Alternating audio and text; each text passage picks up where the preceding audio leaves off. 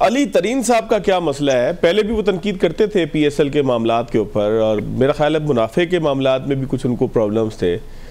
क्या अली तरीन को प्रॉब्लम क्या हुआ है और बड़ा हीरोएटिक उन्होंने स्टांस लिया है? तो पीएसएल का फ्यूचर क्या होगा? इस तरह अगर तनाज़ात आ जाएंगे, आज ये बोल पड़े हैं, कल सलमान इकबाल साहब बोल पड़ेंगे, परसों लाहौर कलंदर वाले बोल पड़ेंगे, उसके बाद वो हायर वाले जो हमारे साहब हैं पेशावर ज़ल्मी वाले वो बोल पड़ेंगे, जावेद आफरीदी। जी जी, जावेद आफरीदी। तो देखें, अली तरीन नौजवान है। ये बेसिकली जो फ्रेंचाइज थी मुल्तान सुल्तान्स की, उनके चचा ने ये फ्रेंचाइज खरीदी थी और पीएसएल की सबसे महंगी फ्रेंचाइज है। तो उनके चचा का जब इंतकाल हुआ 2 साल पहले, तो फिर फुल फ्लैज अली जो है, अली क्रिकेट के बहुत शौकीन है, यंग है वो। हम उनको अक्सर क्रिकेट ग्राउंड में भी देखते हैं। मेरी तो एक आध उनसे मुलाकात रही। उन्होंने जनूबी पंजाब में अपनी एक जनूबी पंजाब के नाम से ही शायद क्रिकेट एकेडमी भी बनाई हुई है। बहुत क्रिकेट के शौकीन है। लेकिन मेरे ख्याल में उनके जो सोशल मीडिया पर बयानात थे, जो ट्वीट्स थे, वहां पाकिस्तान क्रिकेट बोर्ड उनसे नाराज हुआ। तो अब लग रहा है कि मामला तो काफी मुश्किलात में है। लेकिन इस स्टेज पर, जबकि एक लड़ाई हम इंडिया से लड़ रहे हैं, 4 तारीख को इंटरनेशनल क्रिकेट काउंसिल की बोर्ड मीटिंग हो रही है, जहां भारतीय क्रिकेट बोर्ड थ्रेट कर रहा है कि हम एशिया कप की ट्रॉफी का मामला उठाएंगे। दूसरी तरफ हमारा जो ब्रांड था पीएसएल का, जिसकी वजह से बहुत सारा पैसा आ रहा था, तो मेरे ख्याल में थोड़ा सा कंट्रोवर्सी से पीसीबी भी निकले। अली तरीन भी यंग है, जोशीले हैं।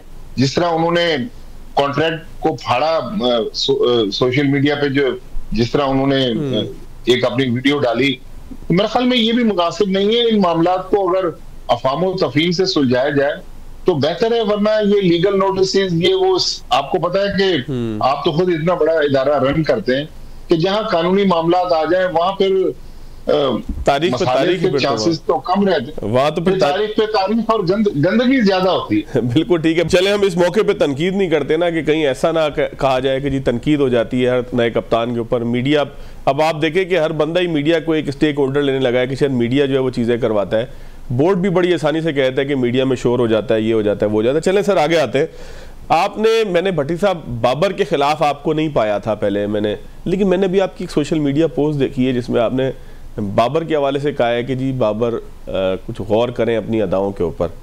तो उसके ऊपर कुछ शायकीन ने नीचे नाराज़गी का इजहार भी किया था, कुछ ने उसको रीट्वीट भी किया था। और बाबर का भी मामला यह था कि वो 1 रन बना के आउट हो गए ऐन उस मौके के ऊपर कि जब टेस्ट मैच में ज़रूरत थी। फिर हम इंतज़ार ही कर रहे हैं। मैं बाबर का खुद फ़ैन हूँ, मैं गलत बात नहीं करूँगा आपसे कि जी मुझे बाबर पसंद नहीं है, मैं तो बस वैसी बात कर रहा हूँ क्रिकेट की बेहतरी के लिए। बाबर का फ़ैन जहाँ बहुत सारे लोग हैं, वहाँ जो है वो, मुझे खुद भी बाबर आजम की बैटिंग समझ में आती है, अच्छी लगती है। लेकिन सर सवाल ये है कि आखिर बाबर को कितने साल चाहिए होंगे? 15, 20, 25, 30, 75 कितने साल चाहिए होंगे कि वो फॉर्म में आ जाएं? कितने हज़ार मैचेस उनको चाहिए होंगे? फिर जब तनकीद करते हैं तो फिर लोग नाराज़ तो होते हैं, हमें भी बुरा लगता है। आपका मैसेज देख, आपका जो वो पूरी पोस्ट थी वो देख के दिल में दुख ज़रूर हुआ, लेकिन फैक्ट यही था जो आपने लिखा था। तो बाबर का सर मसला क्या है? अजहर महमूद साहब कहते हैं उन्हें डोमेस्टिक खेलना चाहिए जाके। देखें, मैंने एज ए पाकिस्तान क्रिकेट के फैन की हैसियत से वो चीज लिखी थी, और उसपे हमारे एक इंतहाई सीनियर और मोहतरम अंसार अब्बासी साहब, उन्होंने भी नीचे तबसरा किया। देखिए, मैं बाबर आजम के खिलाफ नहीं हूँ। बाबर आजम हमारा ब्रांड है। बाबर आजम पाकिस्तान क्रिकेट का सबसे बड़ा बैट्समैन है। अब से थोड़ी देर पहले फवाद भाई, एक सिडनी में वनडे इंटरनेशनल खत्म हुआ, ऑस्ट्रेलिया और भारत का। मेरा ख्याल में 237 रन चेस कर रही थी भारत की टीम। शुभमन गिल जल्द आउट हो गए। 121 रन बनाए रोहित शर्मा ने और 74 रन बनाए विराट कोहली ने, और भारत आसानी से 9 विकेट से वो मैच जीत गया। देखिए, ग्रेट्स वो होते हैं जो अपने लिए 50 रन की इनिंग्स खेलकर कश्ती को मंझार में छोड़ के ना चले जाएं। आज अगर हम पाकिस्तान की बात करें, ज़हीर अब्बास की बात कर लें, जावेद मियांदाद की बात कर लें, यूनुस खान की बात कर लें, इंजमामुल हक की बात कर लें, ये प्लेयर इसलिए आज ग्रेड्स में शामिल है कि इन्होंने बेतहाशा मैच विनिंग इनिंग्स खेली है। आप माशाल्लाह इतना क्रिकेट को फॉलो करते हैं, मुझे ये बताएं कि बाबर ने पाकिस्तान की तरफ से 2022 या 21 में आखिरी टेस्ट सेंचुरी बनाई थी। तीनों फॉर्मेट्स की अगर आप देख लें, बाबर आजम ने कब पाकिस्तान को कोई मैच जितवाया, मुझे तो नहीं याद पड़ रहा, बहुत टाइम हो गया। No disrespect to Babar Azam. Babar Azam मैंने कहा कि हमारे हीरो हैं, अल्लाह करे कि वो हम सबको गलत साबित करें। पाकिस्तान टीम की जो ट्रेन जो पटरी से उतर गई है वो दोबारा जीत की राह पे गामजन हो जाए। लेकिन आखिरी उन्होंने जो T20 इंटरनेशनल खेला 13 दिसंबर 2024 को, 11 महीने बाद हमने उनको T20 फॉर्मेट में कमबैक करवा दिया। ठीक है, बिल्कुल हो सकता है ये फैसला भी आपका ठीक हो, लेकिन यही माइक हसन साहब कुछ अरसे पहले कह रहे थे कि बाबर आजम जो है वो स्पिनर्स पर उनको अटैकिंग क्रिकेट खेलनी होगी, और अब पता नहीं उन्होंने वो अटैकिंग क्रिकेट अभी टेस्ट सीरीज में तो हमें नजर नहीं आई। अब टेस्ट सीरीज जो चौथी इनिंग्स थी इस टेस्ट सीरीज की, जहां पाकिस्तान पिंडी टेस्ट मैच हार गया, आप देखें बाबर आजम बहुत अच्छा खेल रहे थे, 49 रन पे नॉट आउट थे। सुबह 8:45 बजे पाकिस्तान की T20 टीम अनाउंस हो गई। भाई पूरा दिन पड़ा हुआ है, टेस्ट मैच शायद आज खत्म हो जाए, आप बाद में T20 टीम अनाउंस कर दें। अगर उस 49 रन पर T20 टीम में उनको हमने कमबैक करवा दिया तो 1 रन बनाकर वो आउट हो गए। मैं ये नहीं कह रहा वो जानबूझ के आउट हो गए, लेकिन बाबर आजम को बहरहाल जो उनकी क्लास है, जिसकी वजह से लोग उनको एक जमाने में किंग बाबर कहते थे, ग्राउंड में उनकी परफॉर्मेंस तो वो रिफ्लेक्ट नहीं कर रही।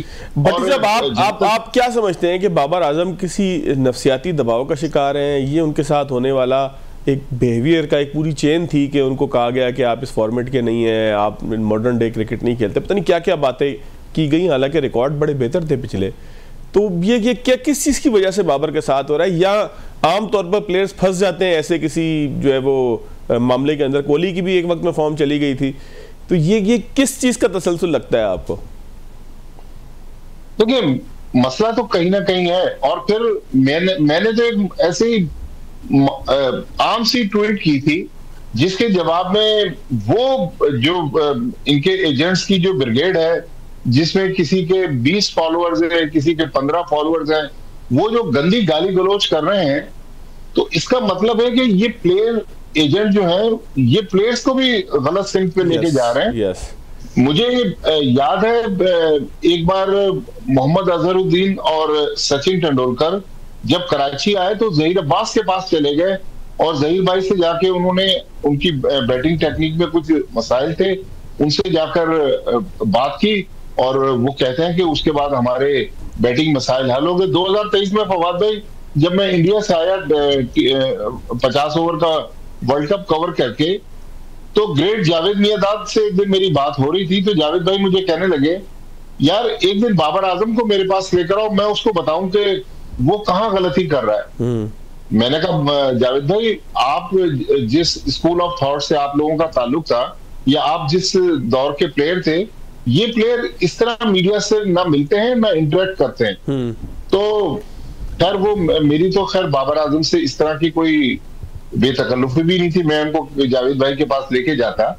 लेकिन अगर बाबर आजम समझते हैं कि उनको स्पिन को खेलने में कहीं मसाइल पैदा हो रहे हैं, तो जावेद मियांदाद भी इसी मुल्क में है, जहीर अब्बास भी यहीं रहते हैं, इंजमामुल हक, यूनुस खान, मोहम्मद यूसुफ। देखिए अब हमारी सीरियसनेस का आप अंदाजा लगा लें कि हमने कुछ अरसे पहले लास्ट ईयर मोहम्मद यूसुफ को बैटिंग कोच बना दिया, फिर अभी जो एशिया कप और उससे पहले ट्रायंगुलर सीरीज और उससे पहले साउथ अफ्रीका जब पाकिस्तान की टीम गई थी, तो हनीफ मलिक एक हैदराबाद के फर्स्ट क्लास क्रिकेटर थे, वो पाकिस्तान के बैटिंग कोच बने हुए। और अभी जो हमने टेस्ट सीरीज खेली साउथ अफ्रीका की, इसमें इमरान फरद को बैटिंग कोच बना दिया। इस स्टेज में ये नहीं कि बैटिंग कोच को बहुत बड़ा फर्क डाल देगा, जाहिर है उसकी टेक्निक इतनी पुख्ता हो जाती है, लेकिन अगर हम सीरियस हैं, हम बाकी सारे शोबों में तो फॉरेन कोचेस को लिया है, एक अच्छे फॉरेन कोच को लाएं जिसको बैटिंग कोच बना दें, लेकिन मैं थोड़ा सा आपको पीछे लेके जाऊं, 1.5-2 साल पहले की बात है। एडम होलियोक एक इंग्लैंड के प्लेयर कुछ अरसे के लिए पाकिस्तान टीम के ऑस्ट्रेलिया में बैटिंग कंसल्टेंट बने। उन्होंने अपनी रिपोर्ट में लिखा कि पाकिस्तान के कुछ प्लेयर्स को, मुमकिन है वो बाबर आजम का भी जिक्र कर रहे हो, उन्होंने कहा कि जब मैंने उनको बताने की कोशिश की तो उन्होंने कहा कि भाई तुमने चले जाना है, हमने यहीं रहना है, हमने यहीं क्रिकेट खेलनी है। तो मेरा ख्याल में कोचेस फर्क नहीं डाल पा रहे इस टीम में। ठीक हो गया, वो अन्ना का मसला भी शायद कहीं पे आ रहा है। अच्छा जी हाँ, एक मामला और आया है कल से, मैं देख रहा हूँ कि एक सोशल मीडिया के ऊपर लोग बड़ा तंजिया पोस्टें कर रहे हैं। शान मसूद साहब को सुना नई जिम्मेदारी दे दी गई है। क्या भट्टी साहब, हमारे यहाँ मेरिट अच्छी अंग्रेजी है कि अगर वो कोई बोलना जानता हो, थोड़ा पढ़ा लिखा हो, तो फिर उसको इसी तरीके से बोर्ड जो है वो आगे की तरफ लेकर जाता है, चाहे फिर वो टेस्ट के अंदर परफॉर्म कर पाए ना कर पाए। तो ये मेरिट इसका क्या था? कोई आपको भी पता ही होगी ना कोई बात। देखें, पाकिस्तान क्रिकेट बोर्ड ने last week director international cricket की पोस्ट एडवर्टाइज की थी, जिसमें दरखास्तें भेजने की आखिरी तारीख गालिबन 2 नवंबर है। अभी वो टाइम तो नहीं गुजरा। शान मसूद बहुत बड़ी फैमिली से बिलोंग करते हैं। उनके चचा पिछले दिनों इंतकाल हुआ, डॉक्टर वकार मसूद, जो सेक्रेटरी फाइनेंस थे और मिनिस्टर भी थे इमरान खान के दौर में। उनके वालिद मंसूर मसूद बैंकों में बहुत बड़े बड़े ओहदों पर रहे, यूबीएल के कॉर्पोरेट हेड भी थे। तो बड़ी फैमिली से बिलोंग करते हैं। डरहम यूनिवर्सिटी के वो ग्रेजुएट हैं। तो इसमें तो कोई शक नहीं कि पढ़े लिखे हैं, हो सकता है वो काम कर सकें।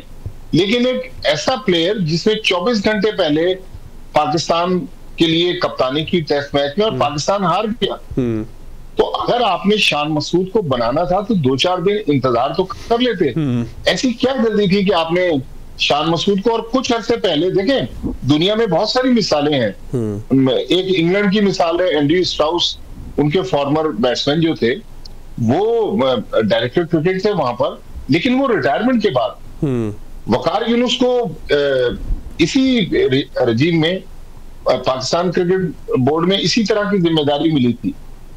लेकिन वकार यूनुस मेरे ख्याल में 1-1.5 वीक के बाद, अभी मेरी जब एशिया कप में एक दिन वकार यूनुस से बात हो रही थी, उसने कहा, माजिद भाई, पाकिस्तान क्रिकेट बोर्ड हेडक्वार्टर में काम करना, उनके जो वहां पर एस्टेब्लिशमेंट है पीसीबी की, उनको किसी बात पे कन्विंस करना बहुत एक मुश्किल काम है।